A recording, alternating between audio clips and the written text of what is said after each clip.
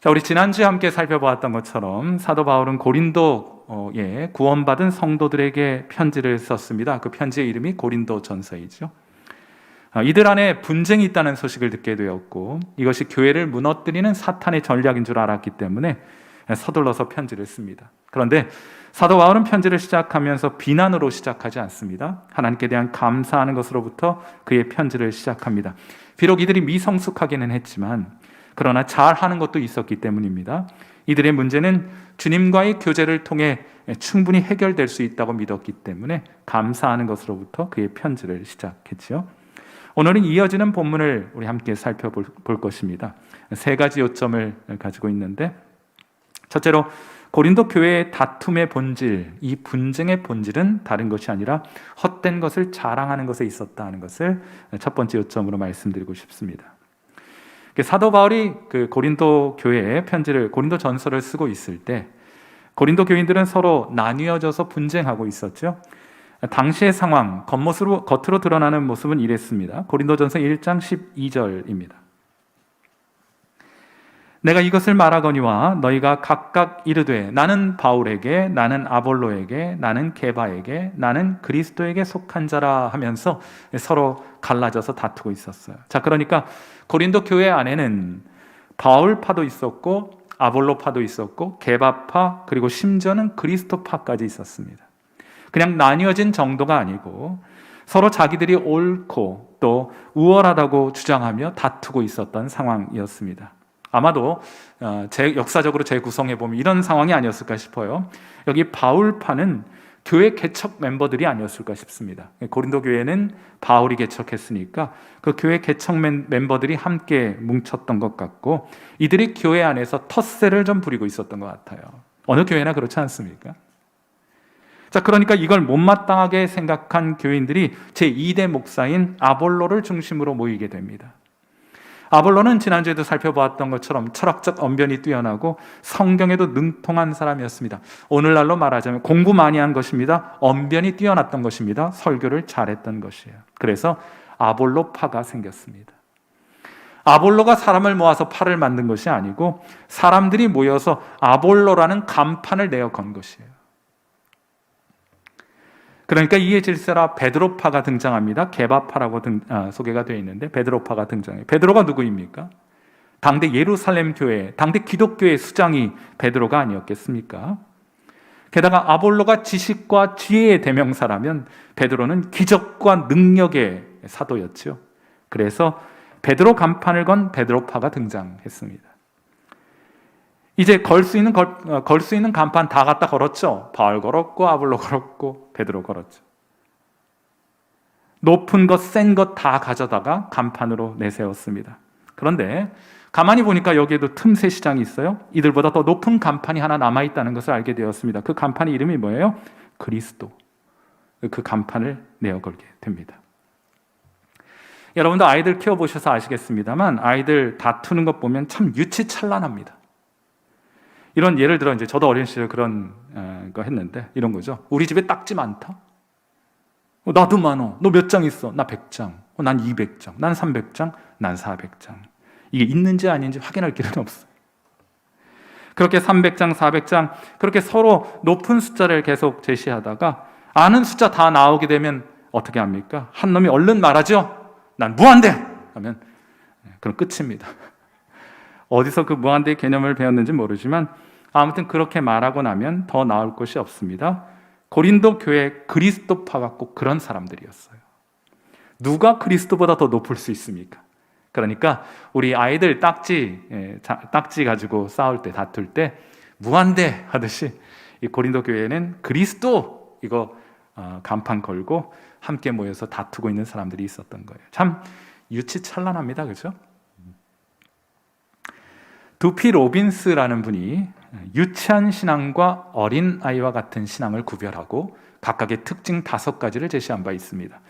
유치한 어린아이와 같은, 여러분 영어 시간에 그런 거 배웠잖아요. childish하고 childlike라는 단어를 배우셨을 텐데 전자는 아주 안 좋은 거, 후자는 아주 좋은 거, 이런 의미로 이 2가지 신앙을 구분하고 그 특징을 말한 바 있습니다. 여러분도 한번 점검해 보세요. 여러분의 신앙이 유치한 신앙인지 아니면 어린아이와 같은 순전한 신앙인지 한번 확인해 보시게 되기를 바랍니다. 유치한 신앙에는 5가지 특징이 있습니다. 첫째로, 성도에게는 결코 고난이 없다고 믿습니다. 둘째로, 성도가 살아가는 목적은 이 땅에서의 행복이라고 믿습니다. 유치한 신앙의 2번째 특징이에요. 세 번째로, 하나님은 우리의 모든 기도에 응답해 주신다는 믿음을 갖습니다. 그리고 4번째로는 하나님의 뜻은 우리가 모두 다 이해할 수 있고 알 수 있다고 믿습니다. 마지막은 모든 부분에서 성공해야 한다고 믿습니다. 이것이 유치한 신앙이에요. 반면에 어린아이와 같은 신앙은 또한 5가지 특징을 갖습니다. 첫 번째로, 하나님은 우리 성도에게는 고난이 없는 것이 아니라 하나님은 성도의 고난까지도 사용하실 수 있다, 이렇게 믿고, 둘째로, 우리가 살아가는 인생의 목적은 행복이 아니라 거룩함에 있다 믿으며, 세 번째로, 기도의 응답은 언제나 예스만 있는 것이 아니라 하나님 때로 예스 하기도 하지만 노 하기도 하시고 때로는 wait 하고 기다리라고 말씀하시기도 한다고 믿습니다. 네 번째로, 우리는 하나님의 뜻을 다 이해하지는 못하지만 그래도 하나님은 모든 것을 합력하여 선을 이루시는 하나님이심을 믿습니다. 그것이 어린아이와 같은 신앙의 4번째 특징이에요. 그리고 마지막으로 5번째 특징은, 성도의 능력은 우리의 강함에 있는 것이 아니라 우리의 약함을 하나님 앞에 겸손히 인정하는 데 있다고 믿는 것이 어린아이와 같은 신앙의 특징이라는 것이에요. 사랑하는 성도 여러분, 여러분도 이 특징들 동의가 되십니까? 예수님 믿는다는 것을 여러 가지로 정의할 수 있겠습니다만, 예수님 믿는다는 것은 이제 더 이상 우리 자신의 강함을 자랑하지 않게 되었다는 것을 의미하는 거예요. 예수님 믿게 되었다는 것은 이제 더 이상 우리 자신을 드러내고 자랑하지 않겠다는 것을 의미하는 것입니다. 우리 고린도전서 1장 22절 말씀 함께 보시죠. 유대인은 표적을 구하고 헬라인은 지혜를 찾으나 하고 되어 있어요. 당시에 이 세상의 민족은 2개밖에 없습니다. 유대인, 이방인 혹은 헬라인. 여기 표적이나 지혜는 이 세상 사람들이 갖기를 바라는 것. 그래서 그걸 가지면 우쭐거리기 쉽고 그것을 갖지 못하면 낙심하고 우울해지는 것. 그것을 일컬어 대표하는 것이 표적과 지혜입니다.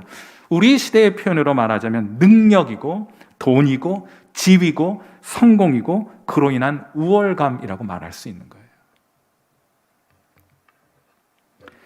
예수님 믿는다고 하면서도 여전히 이런 것들을 자랑하고 있다면 여러분이 아직 예수님 믿는 신앙이 없거나 행해 있다고 하더라도 아직 미성숙한 것입니다. 여전히 이 세상의 것들을 자랑하고 있다면, 여전히 이 세상의 것들을 추구하고 있다면, 그것 가지면 기분 좋고 우쭐하고 없으면 우울하고 낙심하다면 여러분 여전히 신앙적으로 유치한 단계를 벗어나고 있지 못한 거예요. 그런 것 자랑하니 다툼과 분쟁이 교회 안에 발생하게 되는 것입니다. 세상 것은 자랑하면 자랑할수록 다툼과 분쟁이 생기기 때문이에요. 여러분 한번 생각해 보세요. 있다고 우쭐거리고 없다고 낙심이 되고 슬퍼지고 우울해지는 것이 무엇입니까? 만일 그것이 여러분을 우울하게 하고 슬프게 하고 낙심하게 하는 그것이 그리스도와 관련된 것이 아니면 그건 세속적이고 세상적이고 미성숙한 것입니다. 왜 우울해요? 왜 낙심이 돼요? 하나님께 더 많이 나가 기도하지 못하고 말씀을 통해 주의 음성 듣지 못한 지가 오래되었음에도 불구하고 그것 때문에 낙심하고 염려하고 우울해하지 않습니다. 이 세상 것, 다른 사람들이 많이 가진 것, 나 갖지 못했다고 낙심하고 우울해하기는 쉽게 하여도 우리가 주님과의 관계가 더 깊어지지 못하는 것에 관해서는 우리 슬퍼하지 않습니다. 우리 낙심하지 않습니다. 그 때문에 우울해하지 않습니다. 그러므로 우리는 세속적이고 세상적이고 미성숙한 성도들인 거예요. 이것이 오늘 본문의 첫 번째 요점입니다.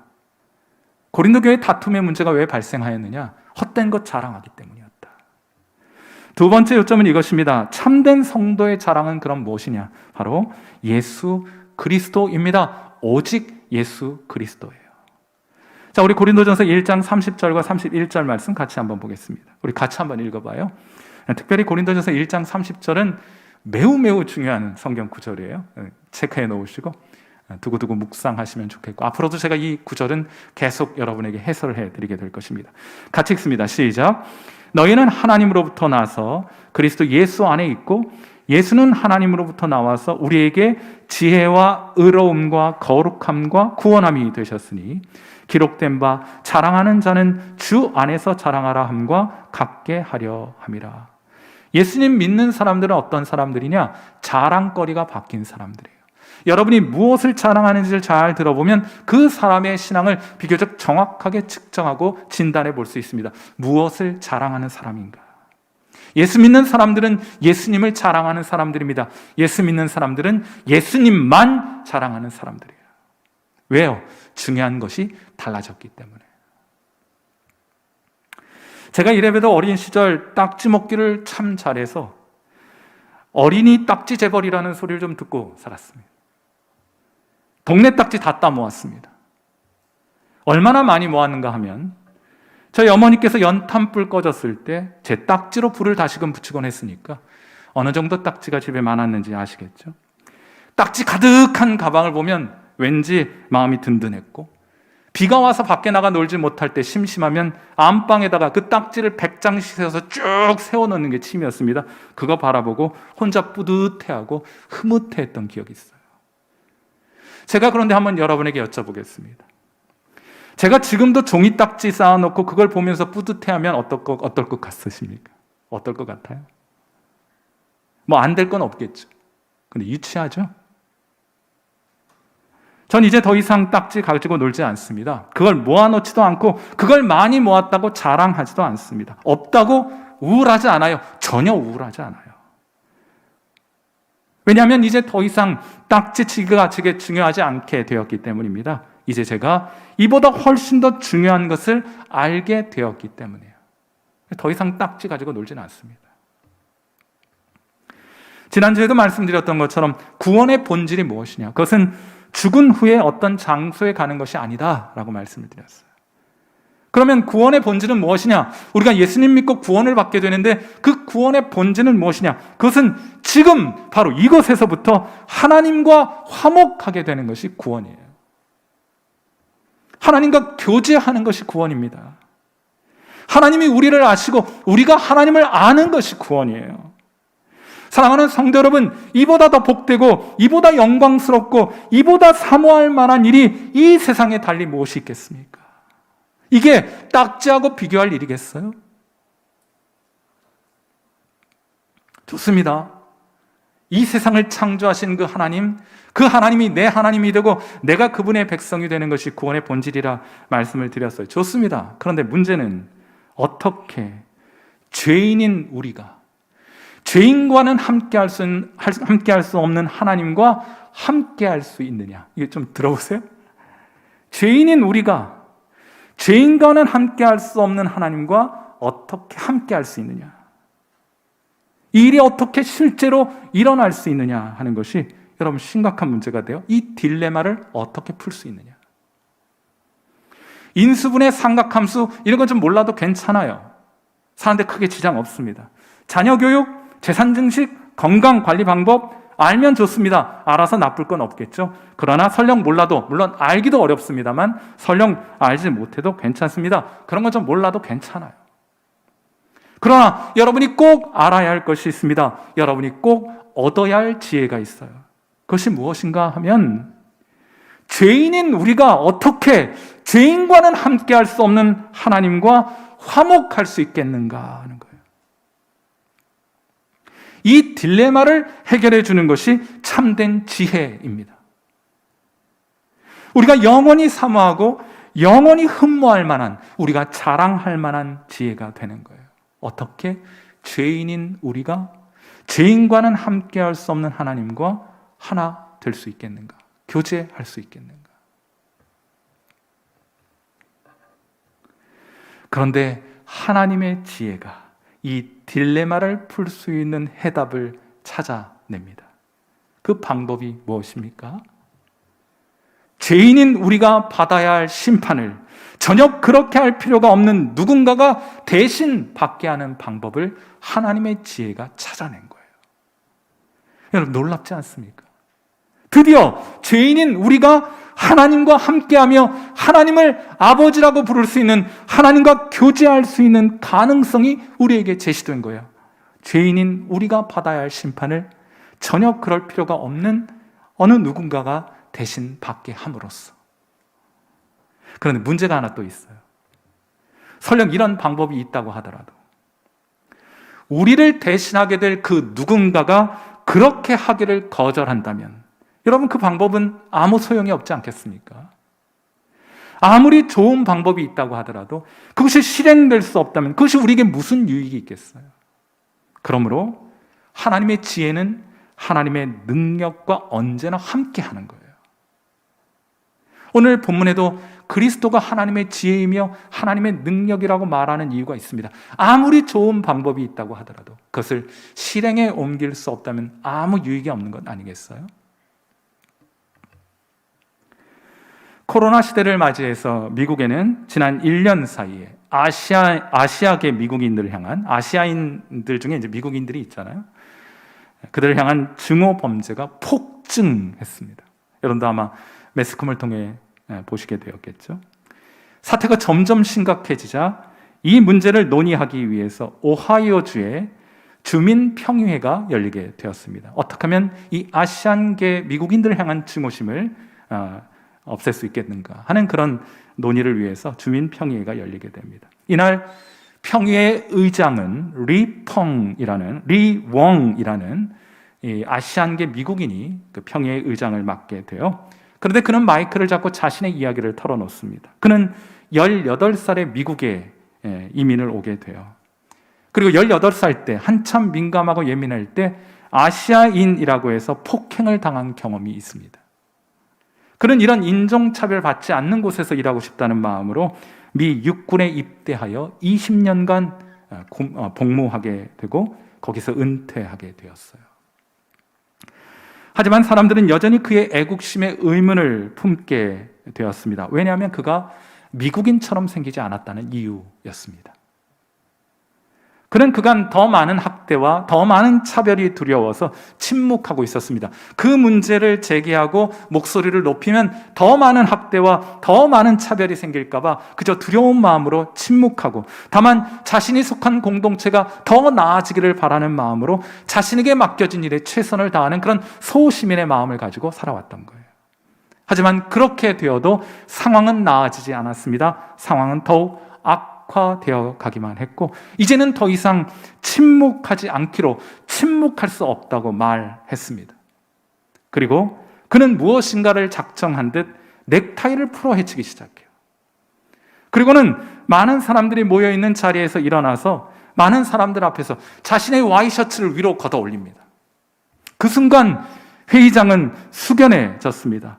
왜냐하면 그의 가슴에는 그가 군 복무를 하다가 얻은 커다란 흉터가 고스란히 남아 있었기 때문이에요. 그리고 그 상처를 많은 사람들 앞에 드러내 보이면서 그는 말합니다. 이것이 애국심이 아니라면 도대체 애국심은 무엇입니까? 이것이 내 애국심의 증거입니다 하고 말을 합니다. 사랑하는 성도 여러분, 이제 여러분의 마음의 시선을 십자가에 못 박히신 예수 그리스도를 향해 고정해 보십시오. 거기 못 박히고 창에 찔려 찢기고 상한 그리스도가 달려 계실 것입니다. 사랑하는 성도 여러분, 이보다 하나님이 우리를 사랑하신다는 더 확실한 증거가 무엇입니까? 하나님의 지혜는 복잡한 신학 이론이 아닙니다. 하나님의 지혜는 하나님께서 그리스도로 하여금 우리를 대신하게 하신 것이 하나님의 지혜입니다. 하나님의 능력은 하늘에서 불을 떨어뜨리는 것이 아닙니다. 땅을 갈라지게 하는 것이 아닙니다. 위세를 사람들 앞에 떨치는 것이 아닙니다. 하나님의 능력은 묵묵히 그 일을 감당하기 위해, 우리를 위해 그리스도께서 십자가에 오르신 것이 하나님의 능력이에요. 왜냐하면 십자가에 오르신 그리스도를 통해 죄인인 우리가 용서를 받게 되었고, 그분의 보좌 앞에 나아가 하나님을 아빠, 아버지 하고 부를 수 있게 되었기 때문입니다. 우리 그런 관점에서 고린도전서 1장 22절부터 24절까지의 말씀 같이 한번 읽어봐요. 같이 읽습니다. 시작. 유대인은 표적을 구하고 헬라인은 지혜를 찾으나 우리는 십자가에 못 박힌 그리스도를 전하니 유대인에게는 거리끼는 것이요 이방인에게는 미련한 것이로되 오직 부르심을 받은 자들에게는 유대인이나 헬라인이나 그리스도는 하나님의 능력이요 하나님의 지혜니라. 아멘. 사랑하는 성도 여러분, 우리가 자랑해야 할 것은, 혹은 우리의 자랑은 사람의 지혜와 능력이 아닙니다. 다른 사람 앞에 우리의 강함을 드러내는 것이 아니에요. 우리의 자랑은 하나님의 지혜와 또한 하나님의 능력인 예수 그리스도밖에 없는 줄 믿습니다. 하나님께서 이 은혜를, 이 진리를 깨닫는 은혜를 저와 여러분에게 오늘도 풍성하게 부어주시게 되기를 주님의 이름으로 축원해 드립니다.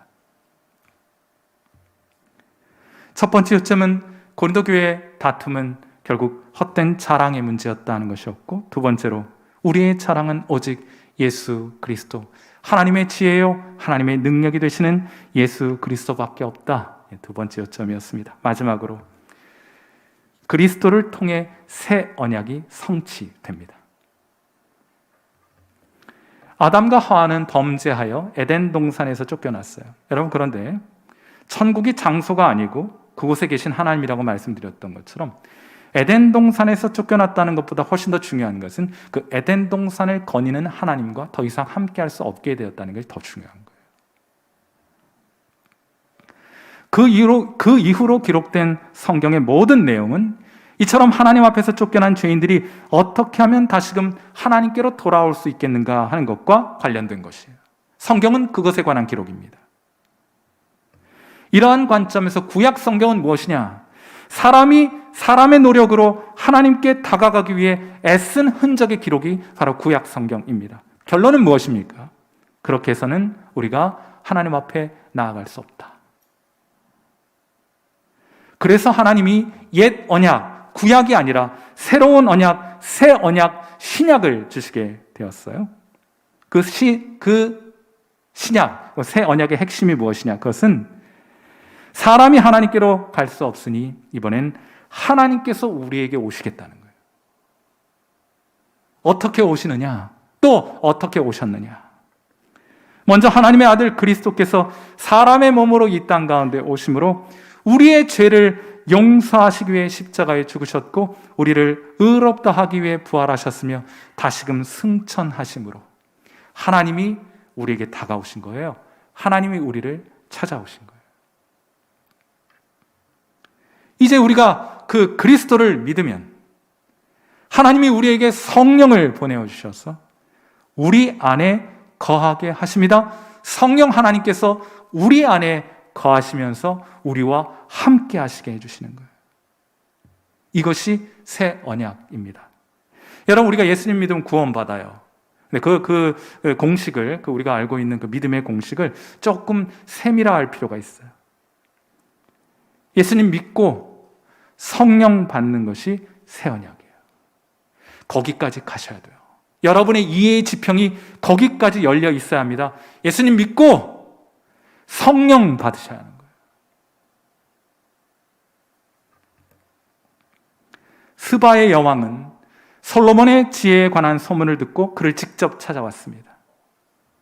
그리고는 그에게 직접 묻고 솔로몬의 지혜로운 답변을 직접 들었습니다. 그가 지은 아름답고 화려한 왕궁을 보았으며 여호와의 성전을 보게 되었을 때 성경은 스바 여왕의 정신이 황홀해졌다. 이렇게 해서 황홀해졌다. 황홀경에 빠지게 되었다. 그리고는 하는 말이 스바 여왕이 그 황홀경 가운데 솔로몬을 향해 어떤 고백을 하는가 하면 역대하 9장 5절부터 7절 말씀 한번 보세요. 우리가 도달해야 될 지점입니다. 우리가 여기까지 나아가야 하는 것이에요. 우리도 솔로몬의 지혜에 관해 들었습니다. 하나님의 지혜에 관해 들었습니다. 천국의 아름다움과 그 보배로움에 대해 들었어요. 그런데 거기에 멈춰 서시면 안 돼요. 더 가셔야 돼요. 스바 여왕이 솔로몬을 향해 무엇라 고백하는가 보세요.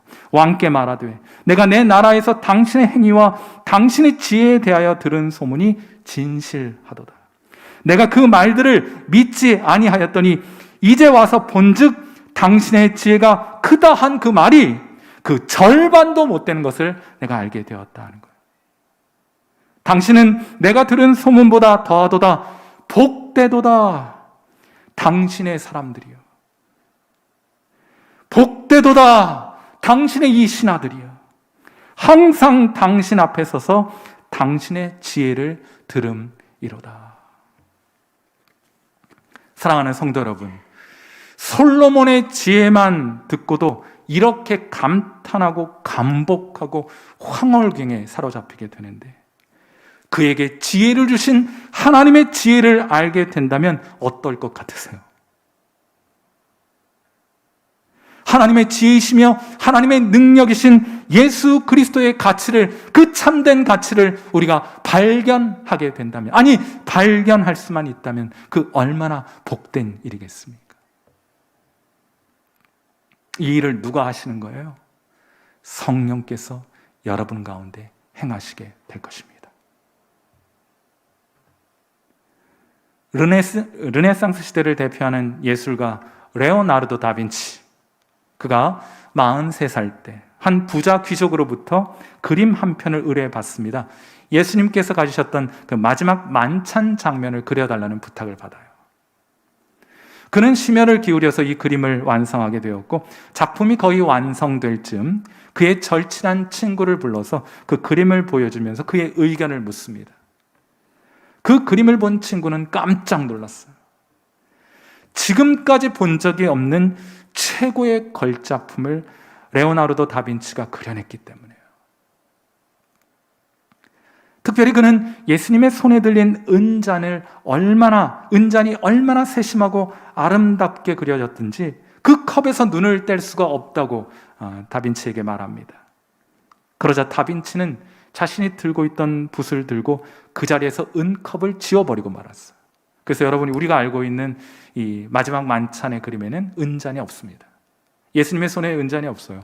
포도주를 나눠야 되는데 잔이 없어요. 그러면서 다빈치가 하는 말이, 이 그림에서 예수 그리스도 외에는 어떤 것도 중심이 될 수 없습니다 하고 그 잔을 지워버렸더래요. 여러분, 그건 우리 교회에도 마찬가지이고 우리의 신앙생활에서도 마찬가지입니다. 그리스도 외에 그 어떤 것도 우리 신앙의 중심과 우리의 자랑이 될 수 없습니다. 돼서는 안 됩니다. 이것을 깨닫게 하시는 분이 누구신가? 이것을 깨닫게 하시는 분이 누구예요? 진실한 믿음을 가진 자들에게 하나님이 보내어주시는 성령, 그가 오시면 하나님께서 우리에게 은혜로 주신 것들을 알게 해주신다고 말씀하지 않아요? 그분이 예수 그리스도, 하나님의 지혜가 되시며 하나님의 능력이 되신 예수 그리스도의 참된 가치에 대하여 우리의 눈을 떠 보게 해주시는 거예요.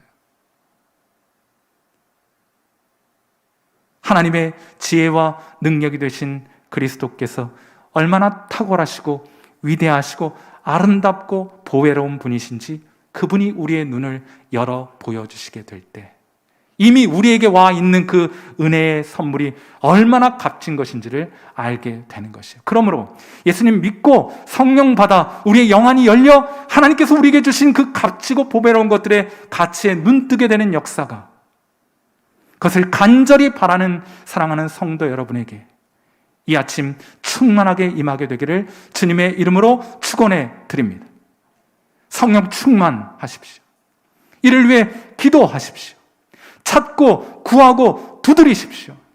찾는 자가 구하는 자가 얻게 되고 찾는 자가 찾아내게 되고 문을 두드리는 자에게 그 문이 열리게 될 것입니다. 하늘 아버지께서 구하는 자에게, 간구하는 자들에게 성령의 충만함을 허락해 주신다고 약속하셨으니 말이에요. 예수님 믿는 고린도 교인들을 향한 사도 바울의 권면에 귀 기울이시는 여러분 되시기를 바랍니다. 예수님 믿는 여러분이 조금 더 나아가야 할 신앙의 목표와 지경이 있어요. 주의 성령 충만하게 받으셔서 이미 여러분에게 주신 하나님의 그 귀한 은혜의 선물에 참된 가치에 눈뜨게 되는, 그리하여 압도적인 하나님의 은혜에 사로잡히게 되는 귀한 은혜가 있게 되기를 주님의 이름으로 축원해 드립니다. 함께 기도하겠습니다.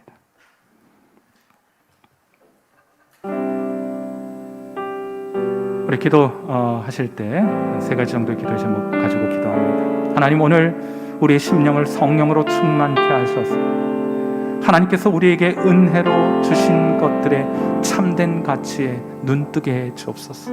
그렇게 한번 좀 기도했으면 좋겠고요. 그리하여 하나님의 지혜이자 하나님의 능력이신 예수 그리스도의 그 탁월하심을 알게 해 주십시오. 그 은혜와 위대하심에 우리 압도되게 해 주십시오.